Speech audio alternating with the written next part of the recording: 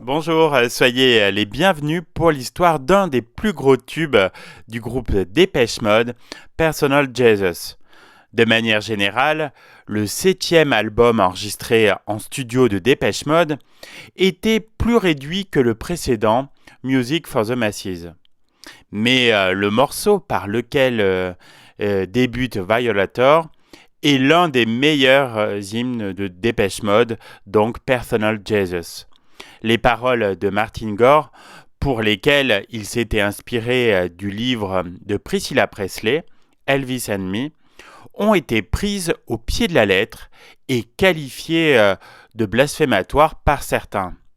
C'est une chanson qui parle du fait d'être comme Jésus pour autrui, d'être quelqu'un qui redonne de l'espoir et se soucie de son prochain, a dit Gore. Le livre dit qu'Elvis était son homme et son mentor et que ce genre de situation arrive souvent dans les relations amoureuses. Les auditeurs intelligents ont perçu l'ironie immanant de ce conte sur un supposé sauveur et ont interprété l'histoire comme un conseil de prudence, celui de ne jamais mettre quelqu'un sur un piédestal. Personne n'est parfait, a dit Gore. Et ce n'est pas une vision très équilibrée des gens, pas vrai ?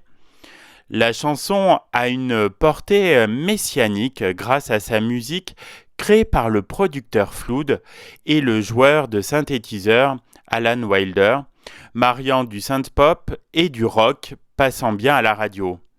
Le chant de Dave Gahan manque un peu de solennité, mais c'est compensé par une utilisation importante de la guitare, une première dans un tube de Depeche Mode.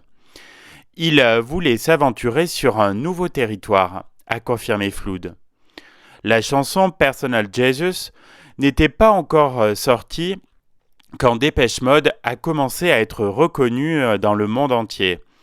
Avec celle qui l'a suivie, Enjoy the Silence, elle a permis à Violator de devenir le plus grand album du groupe.